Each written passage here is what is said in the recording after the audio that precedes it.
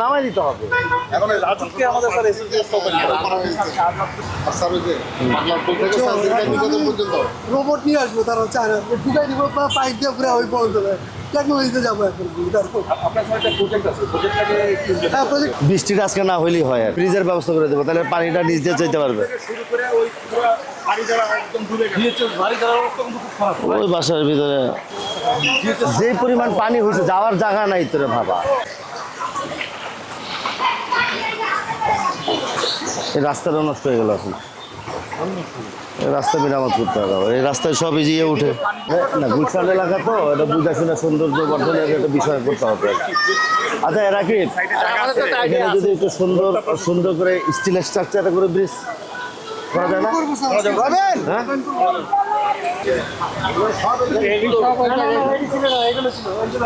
দেখি দেখি বাবা একটু, এই দেখি একটু বাবা, পানি কি যাচ্ছে আসলেই? কিন্তু একটা দিয়ে তো পানি এটা যাওয়া, আর এরকম যে পয়েন্ট আছে সবগুলোতে যাচ্ছে। আসছে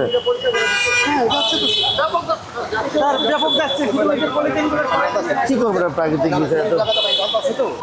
নিকেতনে গিয়ে বের হচ্ছে স্যার হাতের ঝিলে, এখন ওই গেটটা এসএসডি ওপেন করতে হবে। গেটটা ওপেন করাই দিই। হ্যাঁ এটা স্যার ওপেন করে দিই। স্যারের সাথে তো রাগা রেখে রেখেছে রাখা রেখে কেন ওপেন করবে না?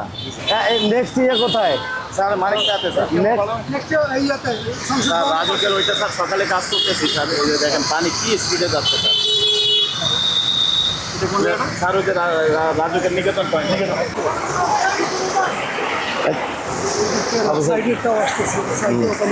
পানি ওভারফ্লো হয়ে গেছে, এখন পাস হওয়ার কোনো জায়গাটা নেই। পানি না কমা পর্যন্ত তো এইটা করতে পারবেন না, তাই না?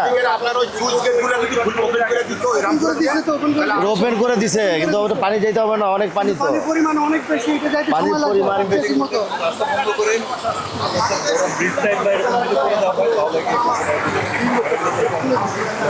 এই জায়গাটা একটা পরিকল্পনা করতে হবে, কারণ যেহেতু পানির ফ্লোটা বেশি বৃষ্টি হয়, এই পানির প্রেসারে কিন্তু এটা হচ্ছে, তাই না? তো এটার জন্য একটা নতুন পরিকল্পনা করে কাজটা করতে হবে। আন্ডারপাস করা গেলে